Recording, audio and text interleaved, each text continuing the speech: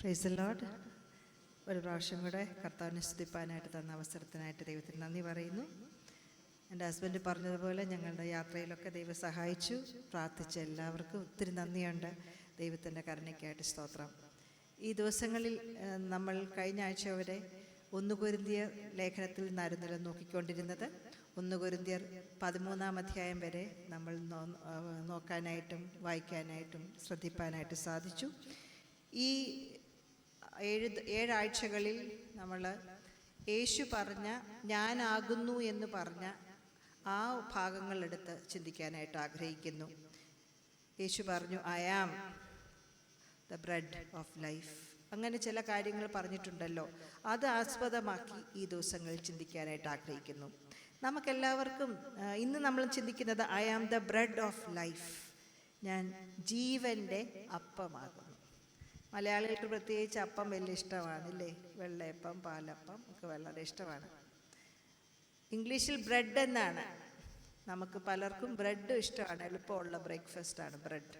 കുഞ്ഞുങ്ങളെ ഞാൻ ചെറുപ്പത്തിൽ വളർത്തുമ്പം രാവിലെ വീട്ടിൽ നിന്ന് ഇറങ്ങേണ്ടതുകൊണ്ട് ബ്രെഡ് ജാമും പീനട്ട് ബട്ടറും കൊടുത്താൽ നമുക്ക് സന്തോഷം, അവർക്കും സന്തോഷം. ബ്രെഡ് ഒരുപക്ഷെ നമുക്കിപ്പം വിശക്കുന്നുണ്ടായിരിക്കാം, നമ്മൾ ആഹാരത്തെ കഴിച്ച് ചിന്തിക്കുന്നുണ്ടായിരിക്കാം. ഉച്ചയ്ക്ക് ഇനി ചെന്ന് വെക്കേണ്ട ആഹാരം, അല്ലെ വീട്ടിൽ വെച്ചിട്ട് പോയ ആഹാരം, അല്ലെ പകുതി വെച്ചിട്ട് പോയ ആഹാരം. നമ്മളെല്ലാം ഫുഡിൻ്റെ കാര്യങ്ങൾ ചിന്തിക്കാറുണ്ട്. ഫുഡ് എന്തിനാണ്? To sustain life. നമ്മളുടെ ജീവിതം കഴിഞ്ഞു പോകണം ഇല്ലേ? ആരോഗ്യമായിട്ട് നമ്മുടെ ജീവിതം കഴിഞ്ഞു പോകണം. നമ്മൾ ചിലപ്പം 2 നേരം ആഹാരം കഴിക്കുന്നവരുണ്ട്, 3 നേരം ആഹാരം കഴിക്കുന്നുണ്ട്. മലയാളികൾ 10 മണിക്കും 4 മണിക്കും ഒരു ചായയും കടിയൊക്കെ ഉണ്ടെങ്കിൽ നമ്മളെല്ലാം കൂടെ 5 നേരമായി. യേശുവിടെ പറയുകയാണ് I am the bread of life എന്ന് പറഞ്ഞാൽ ഈ ലോകത്തിൽ നമ്മൾ ജീവിക്കുമ്പം നമ്മളെ സസ്റ്റെയിൻ ചെയ്യാൻ വേണ്ടിയുള്ള ബ്രെഡ് മാത്രമല്ല യേശു, മറിച്ച് മരണത്തിന് ശേഷം നിത്യജീവനിൽ അവിടെയും നമ്മളെ സസ്റ്റെയിൻ ചെയ്യാനുള്ള ജീവൻ്റെ അപ്പമാണ് യേശു. അതാണ് ഈ യോഹന്നാൻ്റെ സുവിശേഷം 6-ാം അധ്യായത്തിലൂടെ ദൈവം നമുക്ക് നൽകി തരുന്നത്. അയാം എന്ന് ഞാൻ പറഞ്ഞല്ലോ, അയാം അത് യേശുവിനെ ആദ്യമായി കേട്ട യഹൂദന്മാർക്ക് അയാം ഞാനാകുന്നു എന്ന് പറഞ്ഞപ്പോൾ മോശ ദൈവത്തോട് ചോദിച്ചു, നിന്റെ പേരെന്താണെന്ന്. അപ്പോൾ ദൈവം പറഞ്ഞു, ഞാനാകുന്നവൻ ഞാനാകുന്നു. അന്നേരം യേശു ഇങ്ങനെ I am the bread of life, I am the resurrection, I am the door എന്നൊക്കെ പറയുമ്പം യഹൂദന്മാർക്ക് മനസ്സിലായി യേശു ദൈവവുമായിട്ട് അനുരൂപരായി സംസാരിക്കുന്ന ഭാഗങ്ങളാണ് ഇതെന്ന്. നമ്മൾ യേശുവിൻ്റെ പഠിപ്പിനെ കുറിച്ച് നമ്മൾ ചിന്തിക്കുമ്പം യേശുവിൻ്റെ സ്വഭാവവും അതുമാത്രമല്ല യേശുവിൻ്റെ ദൗത്യത്തെയും അടിസ്ഥാനമാക്കി സ്വർഗരാജ്യത്തിൻ്റെ സത്യങ്ങൾ പറയുകയായിരുന്നു. യേശുവിൻ്റെ സ്വഭാവം, ഹു ഐ ആം, യേശു ആരാണ്, അത് മാത്രമല്ല യേശുവിൻ്റെ മിഷൻ, ദൗത്യം എന്താണ്, ഇത് അനുരൂപപ്പെടുത്തി സ്വർഗരാജ്യത്തിൻ്റെ തത്വങ്ങൾ പറയുകയായിരുന്നു, സത്യങ്ങൾ പറഞ്ഞു മനസ്സിലാക്കിയായിരുന്നു. അപ്പോൾ യേശു ഇവിടെ പറയുന്നത് I am the bread of life എന്ന് പറയുമ്പോൾ സ്വർഗരാജ്യത്തിൽ വസിക്കുന്നവർക്ക് യേശു ആരാണ്, അല്ലെങ്കിൽ യേശുവിൽ വിശ്വസിക്കുന്നവർക്ക് യേശു ആരാണെന്ന് വ്യക്തമായി യേശു പറഞ്ഞു കൊടുക്കുകയായിരുന്നു. ഇവിടെ I am the bread of life, അല്ലെ I am the door, I am the light, ഞാൻ വെളിച്ചമാകുന്നു, ലോകത്തിൻ്റെ വെളിച്ചമാകുന്നു, ഞാൻ ജീവൻ്റെ അപ്പമാകുന്നു, ഞാൻ പുനരുത്ഥാനമാകുന്നു എന്നൊക്കെ പറയുമ്പം ഈ 7 ഐ ആം സേയിങ്സ് ഉള്ളപ്പോൾ ചിലതൊക്കെ ചില അത്ഭുതങ്ങളോട് ചേർന്നാണ് പറയുന്നത്. അത്ഭുതങ്ങളോട്, ഉദാഹരണമായിട്ട് ഈ ഒരു കാര്യം പറയുന്നത് 5 അപ്പം കൊണ്ട് 5000 പേരെ പോഷിപ്പിച്ചതിൻ്റെ കണക്ഷനിലാണ് I am the bread of life എന്ന് പറയുന്നത്. ഞാൻ പുനരുത്ഥാനവും ജീവനുമാകുന്നെന്ന് പറയുന്നത് ലാസറിൻ്റെ ഉയർത്തെഴുന്നേൽപ്പിനോട് ചേർത്താണ്. എന്ന് പറഞ്ഞാൽ I am the bread of life, ഞാൻ ജീവൻ്റെ അപ്പമാകുന്നുവെന്ന ഒരു സാദൃശ്യത്തോട് ചേർന്ന് യേശു ആരാണ്, നമുക്കാരാണ്. ഇന്ന് നമ്മൾ ഒത്തിരി പാട്ട് പാടിയില്ലേ, യേശു ആരാണെന്നുള്ള പാട്ടുകൾ നമ്മളെല്ലാവരും കരഞ്ഞു കാണും, ഞാനും കരയുമായിരുന്നു. യേശു ആരാണെന്ന് പറഞ്ഞ് പാടുകയായിരുന്നില്ലേ, യേശു നമുക്കാരാണ്. ആ സമയത്ത് ആ അത്ഭുതങ്ങളും അടിസ്ഥാനമാക്കി പറയുമ്പോൾ അതുമാത്രമല്ല, യേശുവിന് ഇതിനെക്കുറിച്ച് കുറേ കാര്യങ്ങൾ പറഞ്ഞ് മനസ്സിലാക്കാനുണ്ടായിരുന്നു. അതാണ് 6-ാം അധ്യായം മുഴുവനും നാം നോക്കിയാലേ നമുക്ക് മനസ്സിലാക്കാം. ആ കോണ്ടെക്സ്റ്റിൽ ആ ഒരു യേശു പറഞ്ഞ ആ സാഹചര്യം വെച്ച് മനസ്സിലാക്കുമ്പോൾ വ്യക്തമായി നമുക്ക് മനസ്സിലാകും എന്താണ് യേശു ഉദ്ദേശിച്ചത്. I am the bread of life, ഞാൻ ജീവൻ്റെ അപ്പമാകുന്നു എന്ന് പറയുമ്പോൾ എന്താണ് എന്ന് മനസ്സിലാക്കാനായിട്ട് നമ്മൾ സാധിക്കും. ഇവിടെ 32 ഞാൻ ആ വാക്യങ്ങൾ മാത്രം ഒന്ന് വായിച്ചു കൊള്ളട്ടെ. യോഹന്നാൻ്റെ സുവിശേഷം 6-ാം അധ്യായത്തിൻ്റെ 32-ാം വാക്യം, 33-ാം വാക്യം, 34-ാം വാക്യം, 35, 36 വാക്യം ഞാനൊന്ന് വായിച്ചു തുടങ്ങാം. എടുത്തോ. യോഹന്നാൻ്റെ സുവിശേഷം 6-ാം അധ്യായത്തിൻ്റെ 32 തൊട്ട് 36 വരെയുള്ള വാക്യം വായിക്കാം. പിന്നെ 48 മുതൽ 51 വരെയുള്ള വാക്യങ്ങളും വായിക്കാം. യേശു അവരോട്, ആമേൻ ആമേൻ ഞാൻ നിങ്ങളോട് പറയുന്നു, സ്വർഗത്തിൽ നിന്നുള്ള അപ്പം മോശയല്ല നിങ്ങൾക്ക് തന്നത്, എൻ്റെ പിതാവത്രേ സ്വർഗത്തിൽ നിന്നുള്ള സാക്ഷാലപ്പം നിങ്ങൾക്ക് തരുന്നത്. ദൈവത്തിൻ്റെ അപ്പമോ സ്വർഗത്തിൽ നിന്ന് ഇറങ്ങി വന്ന് ലോകത്തിന് ജീവനെ കൊടുക്കുന്നതാകുന്നു എന്ന് പറഞ്ഞു. അവർ അവനോട്, കർത്താവേ, ഈ അപ്പം എപ്പോഴും ഞങ്ങൾക്ക് തരണമേ എന്ന് പറഞ്ഞു. യേശു അവരോട് പറഞ്ഞത്, ഞാൻ ജീവൻ്റെ അപ്പമാകുന്നു. എൻ്റെ അടുക്കൽ വരുന്നവന് വിശക്കുകയില്ല, എന്നിൽ വിശ്വസിക്കുന്നവന് ഒരു നാളും ദാഹിക്കുകയുമില്ല. 36. എന്നാൽ നിങ്ങൾ എന്നെ കണ്ടിട്ടും വിശ്വസിക്കുന്നില്ല എന്ന് ഞാൻ നിങ്ങളോട് പറഞ്ഞുവല്ലോ. പിതാവ് എനിക്ക് തരുന്നത്. 48 മുതൽ 51 വരെയുള്ള വാക്യം വായിക്കാം. ഞാൻ ജീവൻ്റെ അപ്പമാകുന്നു. നിങ്ങളുടെ പിതാക്കന്മാർ മരുഭൂമിയിൽ മന്ന തിന്നിട്ടും മരിച്ചുവല്ലോ. ഇതോ തിന്നുന്നവൻ മരിക്കാതിരിക്കേണ്ടതിന് സ്വർഗത്തിൽ നിന്ന് ഇറങ്ങി വരുന്ന അപ്പമാകുന്നു. സ്വർഗത്തിൽ നിന്ന് ഇറങ്ങിയ ജീവനുള്ള അപ്പം ഞാനാകുന്നു. ഈ അപ്പം തിന്നുന്നവനെല്ലാം എന്നേക്കും ജീവിക്കും. ഞാൻ കൊടുപ്പാനിരിക്കുന്ന അപ്പമോ ലോകത്തിൻ്റെ ജീവന് വേണ്ടി ഞാൻ കൊടുക്കുന്ന എൻ്റെ മാംസം ആകുന്നു. ഈ സാഹചര്യം നാം ഒന്ന് മനസ്സിലാക്കുമ്പോൾ ലൂക്കോസിൻ്റെ സുവിശേഷത്തിലും മർക്കോസിൻ്റെ സുവിശേഷത്തിലും യോഹന്നാൻ്റെ സുവിശേഷത്തിലും മത്തായിയുടെ സുവിശേഷത്തിലും 5 അപ്പം കൊണ്ട് 5000 പേരെ പോഷിപ്പിച്ച കാര്യം പറയുന്നുണ്ട്. എന്നാൽ ലൂക്കോസിൻ്റെ സുവിശേഷത്തിലാണ് ഇതെവിടാണ് നടന്നതെന്ന് പറയുന്നത്. അടുത്ത സ്ലൈഡ് നോക്കുമ്പോൾ നമുക്ക് മനസ്സിലാക്കാൻ പറ്റും. ഞാൻ ആ മാപ്പ് കൊടുത്തിട്ടുണ്ട്. നമ്മുടെ ബൈബിളിലൊക്കെയുള്ള മാപ്പാണെങ്കിലും സ്ഥലം കാണുമ്പോൾ നമുക്ക് ഇച്ചിരി മനസ്സിലാകും. യേശു അത്ഭുതം നടക്കുന്നത് ബെത്സൈദ എന്ന് പറയുന്ന ആ ഒരു പ്രദേശത്താണ്. ആ കടലിൻ്റെ ടോപ്പിലായിട്ട് കാണാം. ബെത്സൈദ എന്ന് പറഞ്ഞ സ്ഥലത്താണ് യേശു ഈ അത്ഭുതം നടക്കുന്നത്. അവിടെ ഒരു വലിയ ജനക്കൂട്ടം വരുന്നു. യോഹന്നാന്റെ സുവിശേഷം 6-ാം അധ്യായം 5-ാം വാക്യം വായിക്കുമ്പോൾ യേശു ശിഷ്യന്മാരെ പരീക്ഷിക്കാൻ ചോദിച്ചു, ഇവർക്ക് എങ്ങനെ ആഹാരം കൊടുക്കുന്നതെന്ന്. ശിഷ്യന്മാരെ പരീക്ഷിക്കാനായിട്ട് ചോദിക്കുന്നതാണ്. എന്നാൽ നമുക്കറിയാം 5 അപ്പം കൊണ്ടും 2 മീനും കൊണ്ടും 5000 പേരെ മാത്രമല്ല, അനേക സ്ത്രീകളും കുഞ്ഞുങ്ങളും ഉണ്ടായിരുന്നു. അപ്പോൾ ഒരുപക്ഷെ 20,000 പേരൊക്കെ കാണാതിരിക്കാം. ഒരു ചെറിയ പൊതി കൊണ്ട് 5 അപ്പം കൊണ്ട് 5000 പേര് കൊണ്ട് ഇവരെല്ലാവരെയും യേശു ശുശ്രൂഷിച്ചു. എന്നാൽ യേശു ഈ 5 അപ്പം കൊണ്ട് 5000 പേരെ ശുശ്രൂഷിച്ചു, പോഷിപ്പിച്ചു. അതൃപ്തരായി 12 കൊട്ട തിരിച്ചെടുത്തു എന്ന് ശേഷിപ്പിച്ചു എന്ന് കണ്ടപ്പോൾ 14-ാം വാക്യം വായിക്കുന്നു, അവൻ ചെയ്ത അടയാളങ്ങൾ ആളുകൾ കണ്ടിട്ട് ലോകത്തിലേക്ക് വരുവാനുള്ള പ്രവാചകൻ ഇവനാകുന്നു സത്യമെന്ന് പറഞ്ഞു. അവൻ വന്ന് തന്നെ പിടിച്ച് രാജാവാക്കുവാൻ ഭാവിക്കുന്നുവെന്ന് യേശു അറിഞ്ഞിട്ട് പിന്നെയും തനിച്ച് മലയിലേക്ക് വാങ്ങിപ്പോയി. അപ്പോൾ ശിഷ്യന്മാരുടെ കൂടെ യേശു ചെയ്ത ഈ അത്ഭുതം കണ്ടപ്പോൾ ജനങ്ങളെല്ലാം എന്ത് ചെയ്തു? കൊള്ളാം, ഇദ്ദേഹം രാജാവായാൽ നമുക്ക് ജോലിയും ചെയ്യേണ്ട, പണിയും ചെയ്യേണ്ട, കൂലിയും വേണ്ട. എന്നും നമ്മൾ ജോലി ചെയ്യുന്നത് നമുക്ക് ആഹാരമല്ലേ വലുത്. ആഹാരത്തിന് വേണ്ടി രാജാവാക്കിയാൽ നമുക്ക് ആഹാരമുണ്ടല്ലോ. എന്നാൽ യേശു ഇവിടെ വന്നത് ഈ ലോകത്തിൽ രാജാവായി അപ്പോൾ ഇരിക്കാനല്ല. അതുകൊണ്ട് എന്ത് ചെയ്തു?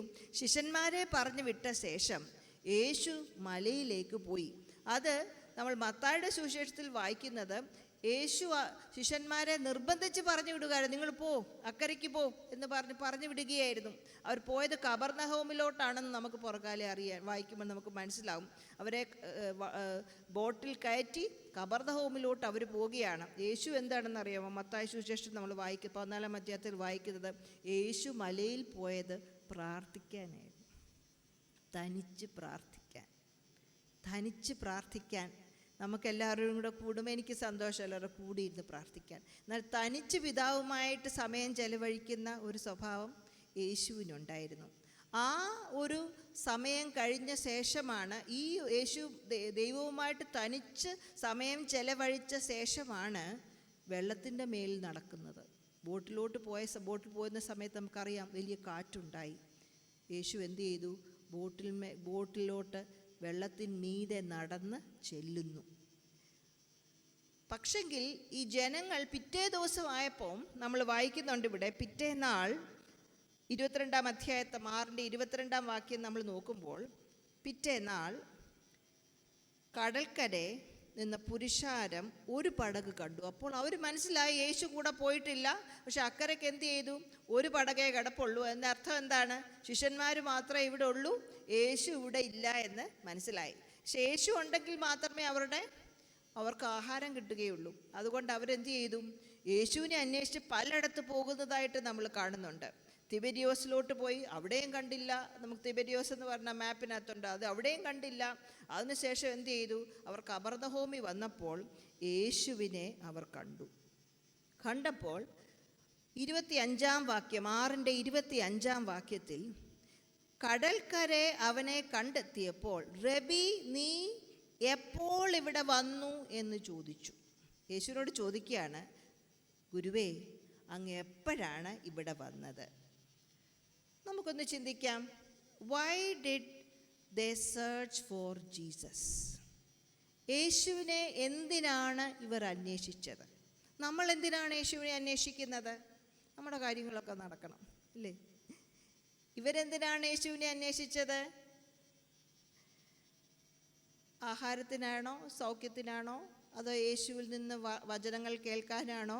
അതോ യേശുവിൽ വിശ്വസിക്കാനാണോ? എന്ത് ചിന്തിക്കുന്നു? 26-ാം വാക്യം വായിക്കുമ്പോൾ യേശുവിന് മനസ്സിലായി.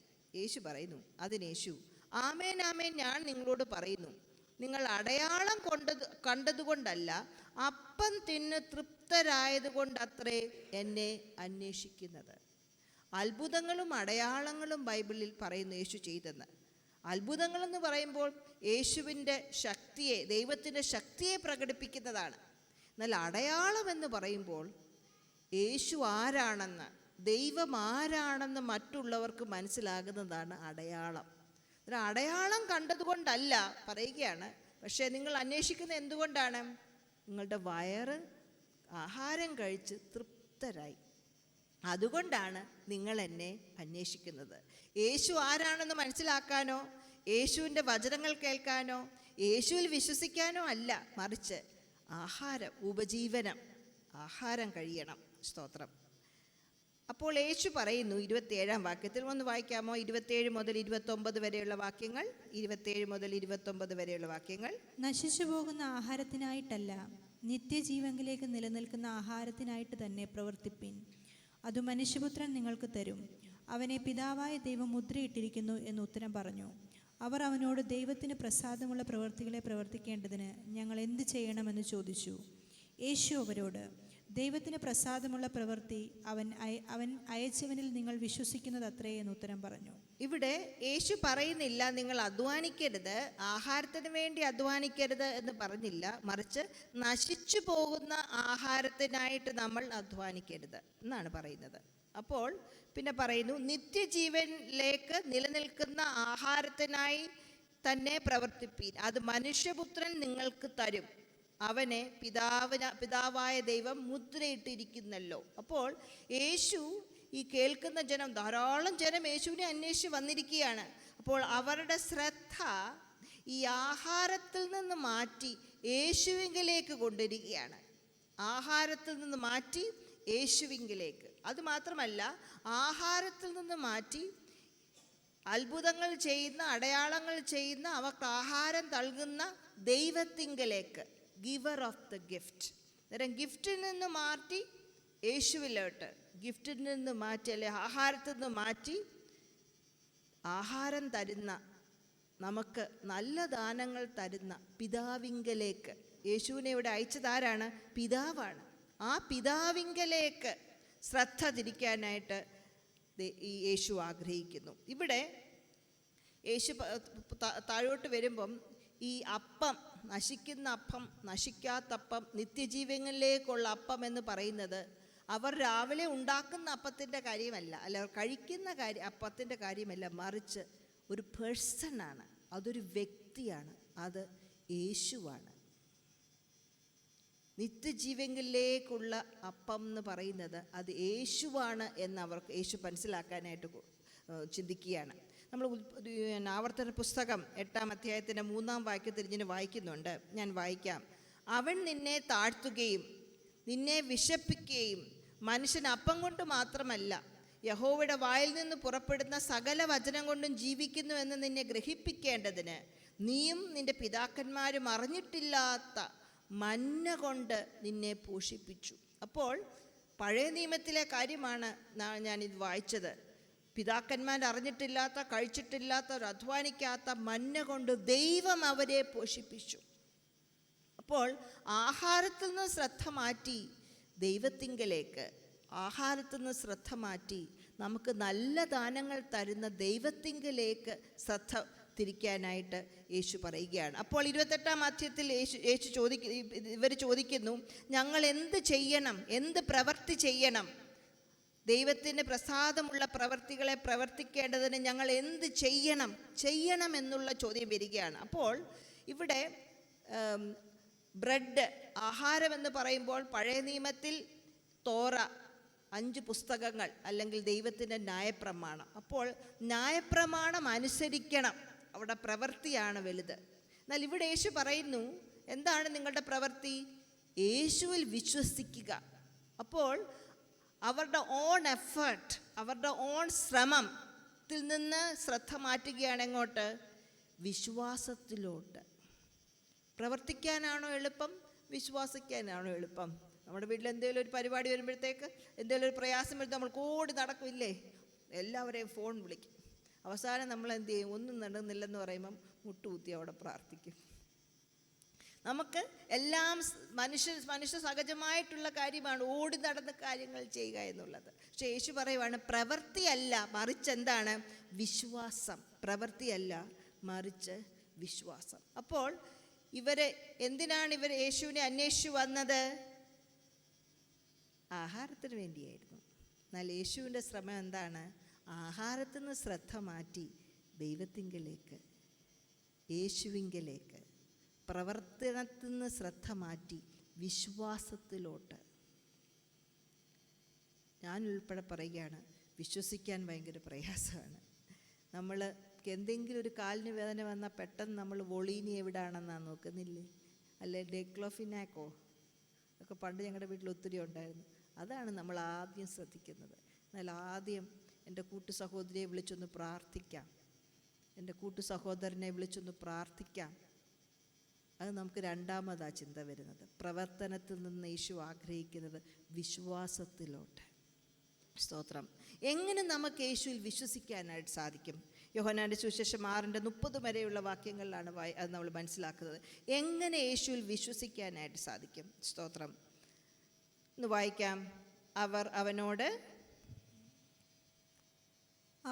അവനോട് ഞങ്ങൾ കണ്ടു നിന്നെ വിശ്വസിക്കേണ്ടതിന് നീ എന്തടയാളം ചെയ്യുന്നു, എന്ത് പ്രവർത്തിക്കുന്നു?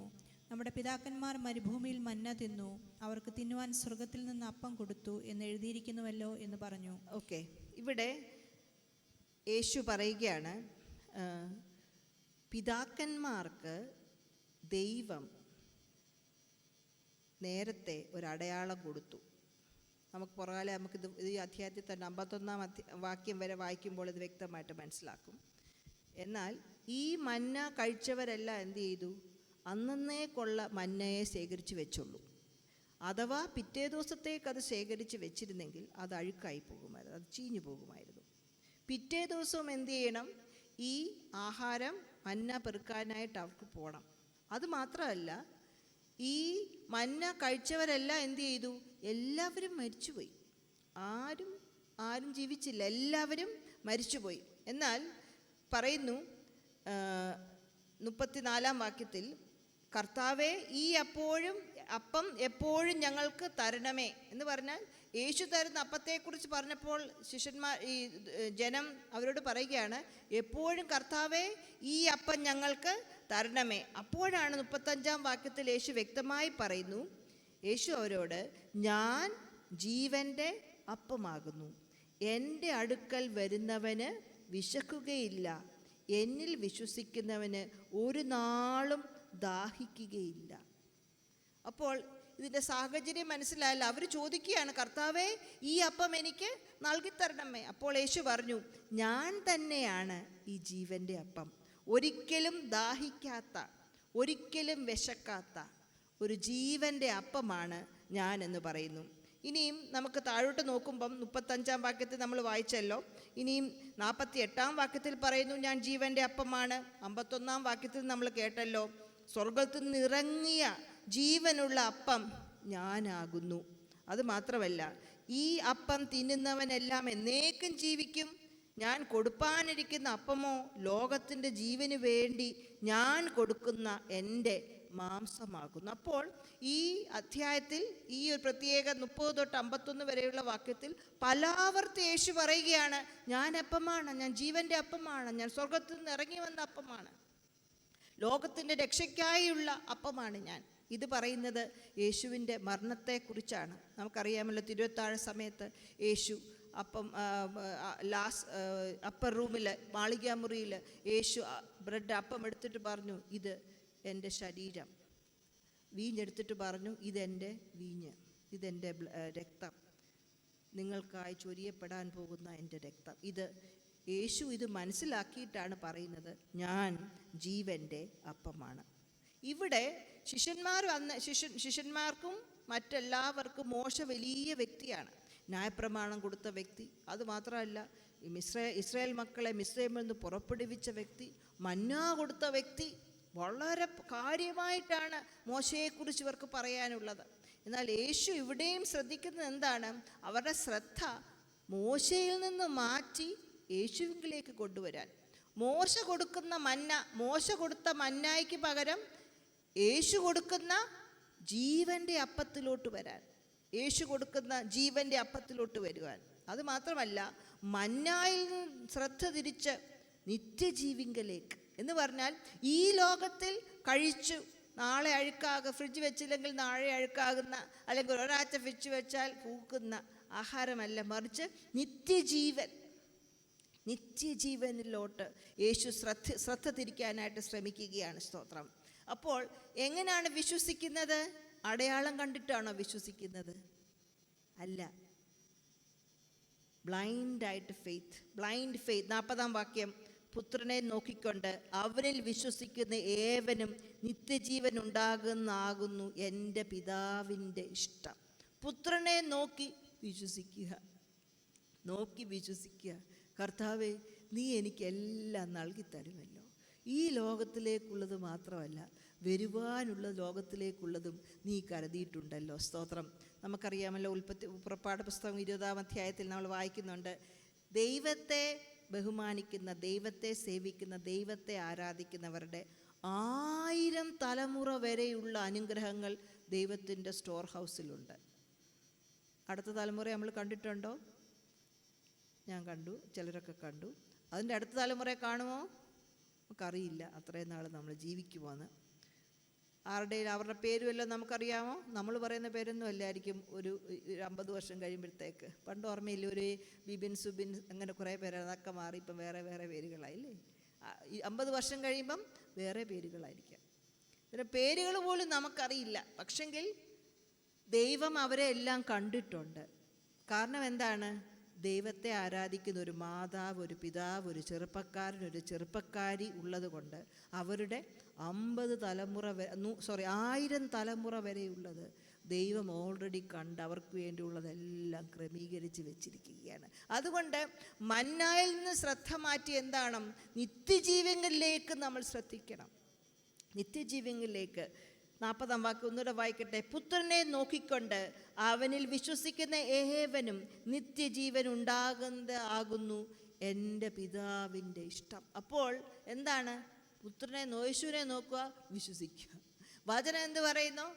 കണ്ണും അടച്ച് വിശ്വസിക്കുക. ഞാൻ പറയുന്നത് വിശ്വസിക്കരുത്, മനുഷ്യരാരും പറയുന്നത് വിശ്വസിക്കരുത്. യേശു പറഞ്ഞാണോ, ദൈവം പറഞ്ഞാണോ, വചനത്തിലുണ്ടോ? യെസ്, കണ്ണും അടച്ചങ്ങ് വിശ്വസിക്കുക. സ്തോത്രം.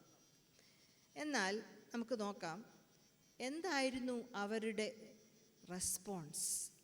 ജനങ്ങളുടെ പ്രതികരണം എന്താണ്? എങ്ങനെയാണ് ഈ അപ്പം കിട്ടുന്നത്? ഇല്ലേ, എന്നൊക്കെ ചോദിക്കുകയാണ്. എന്തടയാളമാണ് നിന്നിൽ വിശ്വസിക്കേണ്ടതിന് ഞങ്ങൾക്ക് നൽകുന്നത് എന്നൊക്കെ വളരെ കാര്യമായിട്ട് ഇത്രയൊക്കെ ചോദിച്ചപ്പം ആ അപ്പം തരാമോ എന്ന് ചോദിച്ചപ്പം നമ്മൾ എന്ത് വിചാരിക്കും? നമ്മൾ വിചാരിക്കും, അയ്യോ എല്ലാവരും ഈ അപ്പം തിന്നാനായിട്ട് റെഡിയായി എന്ന്. എന്നാൽ 52 മുതൽ 71 വരെയുള്ള വാക്യങ്ങൾ നമ്മൾ വായിക്കുമ്പോൾ വ്യത്യസ്തമായ രീതിയിലുള്ള പ്രതികരണമാണ് നമുക്ക് കാണാനായിട്ട് സാധിക്കുന്നത്. ഓർത്തു നോക്കിയേ, ഈ ചാപ്റ്റർ ആരംഭിക്കുന്നത് എന്താണ്? ശിഷ്യന്മാരോട് ചോദിക്കുകയാണ്, നിങ്ങൾ ഇവർക്ക് അപ്പം കൊടുപ്പീൻ. അപ്പോൾ അവരെ പരീക്ഷിക്കേണ്ടതിന് നിങ്ങൾ ഇവർക്ക് അപ്പം കൊടുപ്പീൻ എന്ന് പറഞ്ഞ് 5000-ത്തിലല്ല കുറേ പേരെ ആഹാരം കഴിച്ച് സംതൃപ്തരായ അവർ അവസാനം, ഈ ചാപ്റ്ററിൻ്റെ അവസാനത്തിൽ നമുക്ക് പറയാൻ പറ്റത്തില്ല ഇതൊരു ഗുഡ് എൻഡിങ് ആയിരുന്നോ അതോ ഒരു ട്രാജിക് എൻഡിങ് ആയിരുന്നോ ഈ ചാപ്റ്ററിൻ്റെ മാത്രം അടിസ്ഥാനത്തിൽ നമ്മൾ നോക്കുകയാണെങ്കിൽ എന്ന് പറഞ്ഞാൽ 60-ാം വാക്യമായപ്പോഴത്തേക്ക് 6-ന്റെ 60-ാം വാക്യമായപ്പം നമ്മൾ കാണുന്നത് എന്താണ്? ചിലരൊക്കെ യേശു പറഞ്ഞ കാര്യങ്ങൾ ചൊല്ലി പിറുപിറുക്കുകയാണ്. അതിൽ ചിലരാരാന്നറിയാമോ? ശിഷ്യന്മാർ. 61-ാം വാക്യത്തിൽ ശിഷ്യന്മാർ, അത്രയും നാളും യേശുവിനോട് കൂടെ നടന്ന ശിഷ്യന്മാർ. അത് 12 പേരാണോ അതോ മറ്റു പലരുമാണോ എന്നറിയില്ല. ശിഷ്യന്മാർ അതിനെ ചൊല്ലി പിറുപിറുക്കുന്നു. ഇപ്പോൾ പിറുപിറുപ്പ് എന്ന് പറഞ്ഞാൽ എന്താണ്? യേശുവിനെ മുഖത്ത് നോക്കി പറയുകയല്ല, യേശുവിനെ പുറകെ നിന്നുകൊണ്ട് പറയുകയാണ്, പിറുപിറുക്കുകയാണ്. യേശുവിന് അതെല്ലാം മനസ്സിലായി. 66-ാം വാക്യം നോക്കുമ്പോഴോ, അന്നു മുതൽ അവൻ്റെ ശിഷ്യന്മാരിൽ പലരും പിൻവാങ്ങിപ്പോയി. ചിലരൊക്കെ എന്താണ്? ഇനിയും യേശുവിൻ്റെ കൂടെ വരുന്നില്ല. അപ്പം കഴിച്ചവർ, അപ്പം ചോദിച്ചവർ പറയുകയാണ്, ഇനിയും ഈ യേശുവിൻ്റെ കൂടെ വരുന്നില്ല. കാരണം ഇത് കഠിന വാക്കാണ്, കഠിന ഉപദേശം വരുന്നില്ല. യേശു തിരിഞ്ഞ് ശിഷ്യന്മാരോട് ചോദിക്കുകയാണ്, നിങ്ങൾക്കും പോകാൻ മനസ്സുണ്ടോ? പ്രത്യേകം പറയുന്നുണ്ട് 12 പേരോട് ചോദിക്കുകയാണ് 67-ാം വാക്യത്തിൽ, നിങ്ങൾക്ക് പോകാൻ മനസ്സുണ്ടോ? അപ്പോൾ ശീമോൻ പത്രോസ് പറഞ്ഞ വാക്യം ഒന്ന് വായിക്കാമോ? 68-ഉം 69-ാം വാക്യം. ശീമോൻ പത്രോസ് അവനോട്, കർത്താവേ, ഞങ്ങൾ ആരുടെ അടുക്കൽ പോകും? നിത്യജീവന്റെ വചനങ്ങൾ നിന്റെ പക്കലുണ്ട്. നീ ദൈവത്തിൻ്റെ പരിശുദ്ധൻ എന്ന് ഞങ്ങൾ വിശ്വസിച്ചും അറിഞ്ഞുമിരിക്കുന്നു എന്ന് ഉത്തരം പറഞ്ഞു. യേശുവിനോട് പറയുകയാണ്, നിന്റെ പക്കൽ നിത്യജീവൻ്റെ മൊഴികളുണ്ട്. അതുകൊണ്ട് നിന്നെ വിട്ടിട്ട് ഞങ്ങൾക്ക് എങ്ങും പോകാൻ സാധിക്കുമല്ല. അതുമാത്രമല്ല, ഒരു കാര്യം കൂടെ ഞാൻ വിശ്വസിക്കുന്നു. എന്ത് വിശ്വസിക്കുന്നു? നീ ദൈവത്തിൻ്റെ പരിശുദ്ധനെന്ന് ഞങ്ങൾ വിശ്വസിക്കുന്നു. അപ്പോൾ ചിലർ പിൻവാങ്ങിപ്പോയി, ചിലർ പിറുപിറുത്തു. 12 പേര് പറയൽ അതിൻ്റെ പ്രതിനിധിയായ വണ്ണം പത്രോസ് ഇങ്ങനെ പറയുന്നു. എന്നാൽ 71-ാം വാക്യം ഒന്ന് വായിച്ചേ.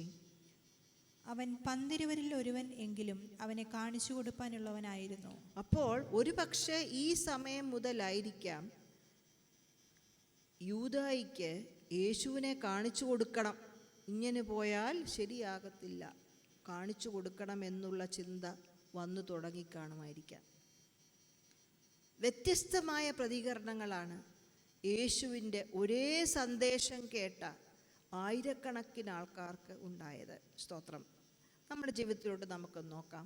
യേശു എന്താണ് ഇവിടെ ഉദ്ദേശിക്കുന്നത്? അവിടെ അവർ കഴിച്ച ആഹാരമാണോ, അല്ലെങ്കിൽ 12 കൊട്ട ബാക്കിയുണ്ടായ ആഹാരത്തെക്കുറിച്ചാണോ യേശു പറയുന്നത്? അല്ല.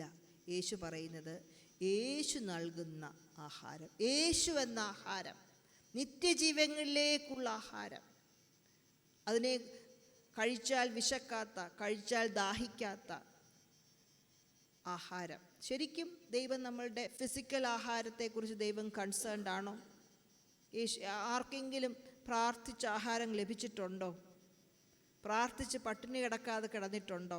നമ്മളുടെ എല്ലാവരുടെയും ജീവിതത്തിൽ ഒരു പക്ഷേ എപ്പോഴെങ്കിലുമൊക്കെ അങ്ങനെ ആഗ്രഹങ്ങൾ ഉണ്ടായി കാണാം, ഇല്ലേ? അല്ലെങ്കിൽ പ്രാർത്ഥിച്ച് ആഗ്രഹിച്ച ആഹാരം കിട്ടി, ഇല്ലേ? അതൊക്കെ എപ്പോഴെങ്കിലുമൊക്കെ ഉണ്ടായി കാണാം. യേശു ശരിക്കും നമ്മളുടെ ശാരീരികമായ ആഹാരത്തെക്കുറിച്ച് കൺസേൺഡ് ആണ്. നമ്മളറിയാമല്ലോ, മത്തായി സുവിശേഷം 6-ാം അധ്യായത്തിൽ യേശു പറയുന്നുണ്ട്, എന്ത് തിന്നും എന്ത് കുടിക്കുന്നതിനെക്കുറിച്ച് നമ്മൾ വിചാരപ്പെടേണ്ട, നിങ്ങളുടെ പിതാവിനറിയാം, പിതാവ് എല്ലാം നൽകിത്തരും. എന്നാൽ അതിനപ്പുറമായി ഇവിടെ യേശു പറയുന്നത് നിത്യജീവനിലേക്കുള്ള നമ്മളുടെ യേശുവിനെ കുറിച്ചാണ്. നിത്യജീവനിലേക്ക് നമ്മളെ നയിക്കുന്ന യേശുവിൽ വിശ്വസിക്കുന്നതിനെ കുറിച്ചാണ്. ആഹാരം കഴിക്കുന്നതല്ല, മന്ന കഴിക്കുന്നത് എങ്ങനെയാണ്? വായിലൂടെയാണ്, ഇല്ലേ? കയ്യിലെടുത്ത് വായിലൂടെ കഴിക്കുന്നു. എന്നാൽ ഈ ആഹാരം വായിലൂടെ കഴിക്കുന്ന ആഹാരമല്ല.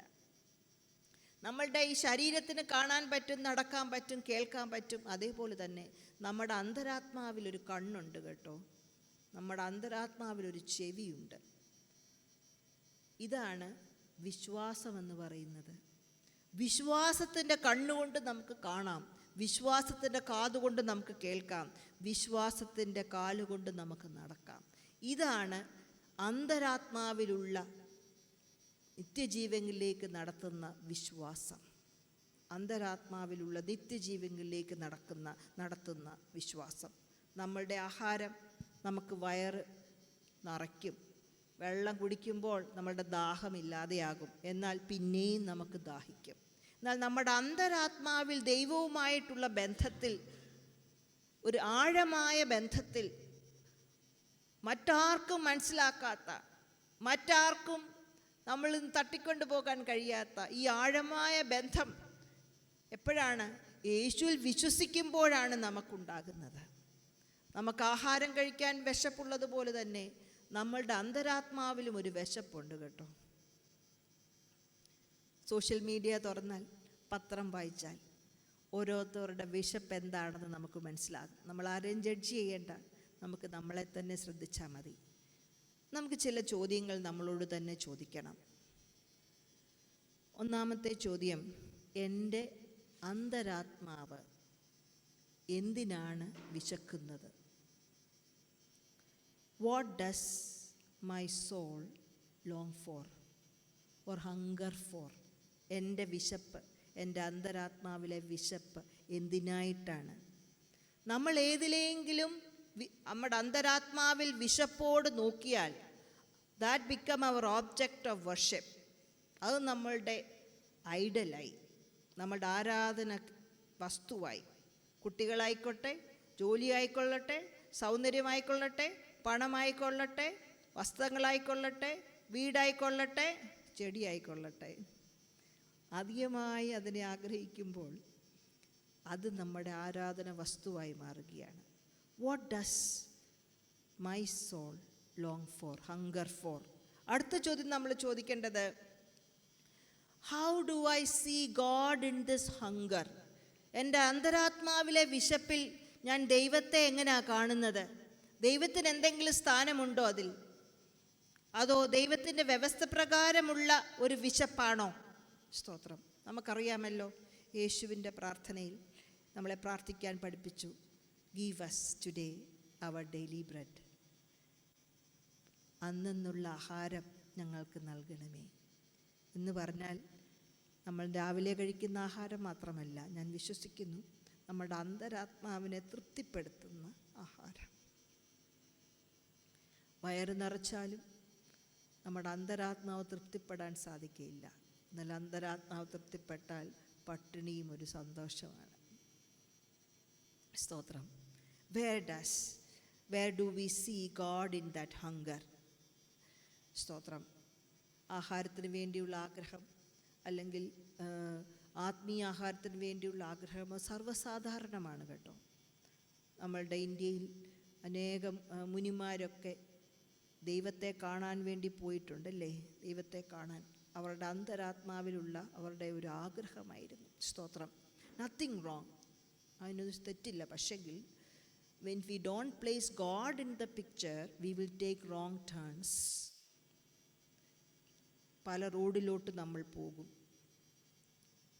ദൈവമക്കളായ നമ്മളുടെ ഹങ്കർ ഫില്ല് ചെയ്യാൻ, സോളിലുള്ള അന്തരാത്മാവിലുള്ള ഹങ്കർ ഫില്ല് ചെയ്യാൻ യേശു പറയുന്നു, seek his kingdom and his righteousness. മുൻപേ അവൻ്റെ രാജ്യവും നീതിയും അന്വേഷിക്കുക. അല്ലെങ്കിൽ നമ്മൾ എന്ത് പറ്റും? റോങ് ടേണിലോട്ടൊക്കെ നമ്മൾ പോകും. നമ്മൾ ഓർക്കും ആ വ്യക്തിയാണ്, ഈ വ്യക്തിയാണ്, അല്ലെങ്കിൽ ആ ജോലിയാണ്, ഈ ജോലിയാണ്. അല്ല, ദൈവമാണ്. സ്തോത്രം. മൂന്നാമതായി, how am I fed by God? യേശുവിൻ തരുന്ന അപ്പം, how am I fed by God? ദൈവം എന്നെ എങ്ങനെ നിറയ്ക്കുന്നു? അതിനുള്ള അവസരം ഞാൻ ഉണ്ടാക്കി കൊടുക്കുന്നുണ്ടോ? ദൈവസന്നിധിയിൽ ഇരിക്കാൻ ഒരു അവസരം ഞാൻ ഉണ്ടാക്കുന്നുണ്ടോ? How can I find bread that last for ever? നിത്യജീവനിലേക്ക് നയിക്കുന്ന ഈ അപ്പം ഇന്ന് എനിക്ക് എങ്ങനെ ഭക്ഷിക്കാനായിട്ട് സാധിക്കും? എന്നും യേശുവുമായിട്ടുള്ള ബന്ധം നിലനിർത്തണമല്ലോ. അതുമാത്രമല്ല, ആത്മീയ പരിപോഷണം എനിക്ക് എങ്ങനെ കണ്ടെത്താം? How can I discover spiritual nurture? ഒരുമിച്ചുള്ള പ്രാർത്ഥന വളരെ പ്രധാനമാണ്. എന്നാൽ അതേപോലെ തന്നെ ഒറ്റയ്ക്കുള്ള പ്രാർത്ഥനയും ഒറ്റയ്ക്കുള്ള വചനധ്യാനവും. നമ്മൾ യൂട്യൂബിലൂടെയൊക്കെ ധാരാളം വചനം എപ്പം വേണേലും കേൾക്കാം. 24 hours അല്ല, 48 മണിക്കൂറുണ്ടെങ്കിൽ 48 മണിക്കൂറും കേൾക്കാനുള്ള വചനം യൂട്യൂബിൽ ഓൾറെഡി ഉണ്ട്. 365 ദിവസമല്ല, നമ്മൾ എത്ര നാൾ ജീവിക്കുന്ന അന്ന് വരെ കേട്ടാലും തീരാത്ത പോലുള്ള വചനങ്ങളൊക്കെ ഉണ്ട്. പക്ഷെങ്കിൽ ഞാനിന്ന് എന്ത് കേട്ടു? ദൈവം എന്നോട് എന്ത് സംസാരിച്ചു? പാസ്റ്റർ സംസാരിച്ചോ അല്ലെങ്കിൽ വേറൊരു വ്യക്തി സംസാരിച്ചോ എന്നല്ല, ദൈവം ഇന്ന് എന്നോട് എന്ത് സംസാരിച്ചു? സ്തോത്രം. നമ്മൾ ജീവിതത്തിൽ how can I discover God in the way that he will not be diminished before my next meal? എൻ്റെ അടുത്ത ഭക്ഷണത്തിന് മുമ്പേ ദൈവവുമായിട്ടുള്ള ബന്ധം ഇല്ലാതാക്കത്തക്കോണം എങ്ങനെ ഞാൻ കാര്യങ്ങൾ മുമ്പോട്ട് കൊണ്ടുപോകാനായിട്ട് സാധിക്കും? നമുക്കറിയാമല്ലോ, കഴിഞ്ഞ ദിവസം ആഹാരം കഴിച്ചു, അടുത്ത ദിവസം ആഹാരം ആയപ്പോഴത്തേക്ക് അവർ യേശുവിനെ വിട്ടിട്ട് പോയി. യേശു പിന്നെ അവരുടെ ജീവിതത്തിൽ സ്ഥാനമില്ല. How can I live so that in the pursuit of life I will not lose God? ജീവിതത്തിന് വേണ്ടിയുള്ള പരിശ്രമത്തിൽ ദൈവത്തെ നഷ്ടമാകാതിരിക്കാൻ എനിക്കെങ്ങനെ ജീവിക്കാനായിട്ട് സാധിക്കും? സ്തോത്രം. എനിക്കിതിനൊന്നും ഉത്തരമില്ല.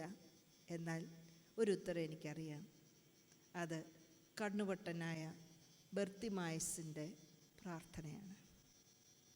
എന്താണ് കണ്ണുപൊട്ടനായ ബർത്തിമോസ് പ്രാർത്ഥിച്ചത്? കുരിയേ ലൈസോൻ. പള്ളികളിൽ നമ്മൾ പറയുമല്ലോ, കുരിയേ ലൈസോൻ. എന്താണ് അതിനർത്ഥം? Lord have mercy. കർത്താവേ കരുണ തോന്നണമേ, കർത്താവേ കരുണ തോന്നണമേ, കർത്താവേ കരുണ തോന്നണമേ. ഞങ്ങളുടെ കൊച്ചുമക്കളുടെ കൂടെ ആയിരുന്നല്ലോ. മൂത്ത മകൾക്ക് 3 വയസ്സുണ്ട്.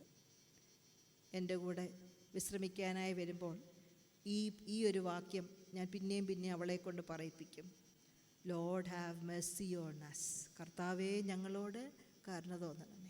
ഒരു പ്രാവശ്യം അവൾ പറഞ്ഞു കഴിയുമ്പോൾ അവൾ എന്നോട് പറയും, നൗ അമ്മച്ചീസ് ടേൺ. എന്നിട്ട് ഞാൻ പറയും, lord have mercy on us. എന്നിട്ട് ഞാൻ പറയും, ഇനി റൂത്തിയുടെ turn. Lord have mercy on us. ഇന്നലെ വളരെ കാലുവേദനയാണെന്ന് പറഞ്ഞ് കരഞ്ഞുകൊണ്ട് ഫോൺ വിളിച്ചു. ഞാൻ പറഞ്ഞു, Ruthie, lord have mercy on us. സ്തോത്രം. ഞാനും അവളോട് സംസാരിച്ചുകൊണ്ടിരുന്ന സമയത്ത് പറഞ്ഞു, നമുക്ക് പ്രാർത്ഥിക്കണം അപ്പായിക്കൊരു പുതിയ കാറ് കൊടുക്കാൻ, എല്ലാവർക്കും കൂടെ യാത്ര ചെയ്യാനൊരു വാഹനം കൊടുക്കാൻ. ഉടനെ അവൾ പറയുകയാണ്, Lord have mercy on us. ഈ ചോദ്യങ്ങൾക്കെല്ലാം ഉത്തരമായി നമുക്ക് ഓരോ ദിവസവും, അതുമാത്രമല്ല, ഒരു ശ്വാസം വിട്ട് കഴിയുമ്പോഴത്തേക്ക് ആ പ്രാർത്ഥന തീരും. കുരിയേ ലൈസോൺ. ഒന്ന് പ്രാർത്ഥിക്കാമോ? കുരിയേ ലൈസോൺ. തീർന്നു. എന്തെളുപ്പമാണില്ലേ? എന്തെളുപ്പമാണ് പറയാൻ. ലോർഡ് ഹാവ് മെർസി, ഞങ്ങളോട് കരുണ തോന്നണമേ. സ്തോത്രം. എന്നാൽ പറയാമെങ്കിലും അത് അത്ര എളുപ്പമുള്ള കാര്യമല്ല. കാരണം നമ്മളുടെ ആവശ്യങ്ങൾ, നമ്മുടെ സ്വപ്നങ്ങൾ, നമ്മളുടെ വിജയങ്ങൾ, നമ്മുടെ നഷ്ടങ്ങൾ, even some of us are very proud of our faithful living, നമ്മുടെ വിശ്വസ്തമായ ജീവിതത്തെക്കുറിച്ചുള്ള നമ്മുടെ ചിന്തകൾ, നമ്മൾ കാണുന്ന നേതാക്കന്മാർ, ആത്മീയ നേതാക്കന്മാരായിക്കൊള്ളട്ടെ, spiritual activities, church, spiritual gifts, ministry, ഞങ്ങളെപ്പോലുള്ളവർ മിനിസ്ട്രി, ഇതിലെല്ലാം കൂടുതൽ ശ്രദ്ധ വഹിച്ച് കഴിയുമ്പോഴത്തേക്ക് എന്ത് പറ്റുമെന്നറിയാമോ? ദൈവമഹത്വത്തിൽ നിന്ന് നമ്മുടെ ശ്രദ്ധ മാറും. കുറിയേ ലൈസോണൊക്കെ നമ്മൾ പറയുകയായിരിക്കാം, പക്ഷെങ്കിൽ ശ്രദ്ധ മാറാനായിട്ടുള്ള ചാൻസ് ഉണ്ട്. അതുകൊണ്ടാണ് ഇവർക്ക് എന്ത് പറ്റി? ടയേർഡായി, കൺഫ്യൂസ്ഡായി, അവർ പിറുപിറുക്കാൻ തുടങ്ങി, പോകാൻ തുടങ്ങി. യേശുവിനോട് കൂടെയായിരുന്നു അവർക്ക്. പക്ഷെങ്കിൽ അവരുടെ ശ്രദ്ധ മാറിയപ്പോഴത്തേക്ക് എന്ത് പറ്റി? യേശുവിൽ നിന്നുള്ള ശ്രദ്ധ മാറിയപ്പോഴത്തേക്ക് പിറുപിറുക്കാൻ, വേണ്ട എന്ന് പറയാൻ, പോകാൻ, ഇനിയും തൊട്ട് വേണ്ട, ഇല്ലേ, ഈവൻ ഒറ്റിക്കൊടുക്കാൻ പോലുമുള്ള ചിന്ത വരത്തക്കവണ്ണം യേശുവിനോട് കൂടെയുള്ളവർക്ക് ഉണ്ടായി. സ്തോത്രം. അപ്പോഴും നമുക്ക് പ്രാർത്ഥിക്കാം, lord have mercy, lord have mercy. നിലവിളിക്കുന്നവൻ്റെ കൂടെ വരുന്നവനാണ് നമ്മുടെ യേശു. നിലവിളിക്കുന്നവൻ്റെ കൂടെ വരുന്നവനാണ് യേശു. കരുണ ചോദിക്കുന്നവർക്ക് കരുണ നൽകുന്നവനാണ് യേശു. ആരൊക്കെ കരുണ ചോദിച്ചിട്ടുണ്ടോ അവർക്കെല്ലാം കരുണ ലഭിച്ചിട്ടുണ്ട്. സ്തോത്രം. ഞാൻ ജീവൻ്റെ അപ്പമാകുന്നു, എൻ്റെ അടുക്കൽ വരുന്നവന് വിശക്കുകയില്ല, എന്നിൽ വിശ്വസിക്കുന്നവന് ഒരു നാളും ദാഹിക്കുകയില്ല. ഇതിൽ വിശ്വസിക്കുക, അതാണ് ദൈവത്തെ യേശുവിനെ അയച്ച പിതാവിൻ്റെ ഇഷ്ടം. ഈ യേശുവിൽ നാം വിശ്വസിക്കുക. അതുകൊണ്ടാണ് തിരുവെഴുത്ത് പറയുന്നത്, taste and see the Lord is good. ദൈവം നല്ലവനെന്ന് രുചിച്ചറിവീൻ. നമ്മുടെ ജീവിതത്തിൻ്റെ കഷ്ടാനുഭവങ്ങളിലൂടെ നമ്മളെ നടത്തിക്കൊണ്ട് പോകുന്നത് യേശു നല്ലവനാണെന്ന് രുചിച്ചറിയാനാണ്. സ്തോത്രം. വിശന്നില്ലായിരുന്നെങ്കിൽ മന്ന കിട്ടത്തില്ലായിരുന്നു കേട്ടോ. പഴയ നിയമത്തിൽ വിശന്നില്ലായിരുന്നെങ്കിൽ മന്ന കിട്ടത്തില്ലായിരുന്നു. നിലവിളിച്ചില്ലായിരുന്നെങ്കിൽ മന്ന കിട്ടത്തില്ലായിരുന്നു. നമ്മൾ കഷ്ടതയുടെ മധ്യത്തിൽ നിലവിളിക്കുന്നത് ഒക്കെ ദൈവം നമുക്ക് ദൈവത്തിൻ്റെ നന്മകൾ നൽകാനാണ്. സ്തോത്രം.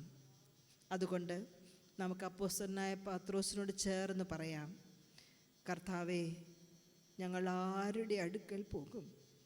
നിത്യജീവൻ്റെ വചനങ്ങൾ നിൻ്റെ പക്കലുണ്ട്.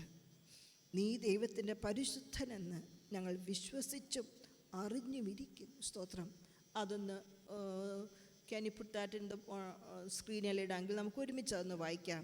യോഹന്നാൻ്റെ സുവിശേഷം 6-ാം അധ്യായത്തിൻ്റെ 68 69 വാക്യങ്ങൾ മലയാളത്തിലൊന്നിടാമോ? യോഹന്നാൻ്റെ സുവിശേഷം 6-ാം അധ്യായത്തിൻ്റെ 68 69 വാക്യങ്ങൾ. കർത്താവേ, ഞങ്ങൾ ആരുടെ, നമുക്ക് ഉറക്കെ പറയാം, കർത്താവേ, ഞങ്ങൾ ആരുടെ അടുക്കൽ പോകും?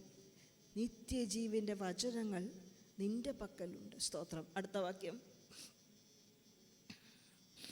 നീ ദൈവത്തിൻ്റെ പരിശുദ്ധനെന്നും ഞങ്ങൾ വിശ്വസിച്ചും അറിഞ്ഞുമിരിക്കുന്നു. സ്തോത്രം.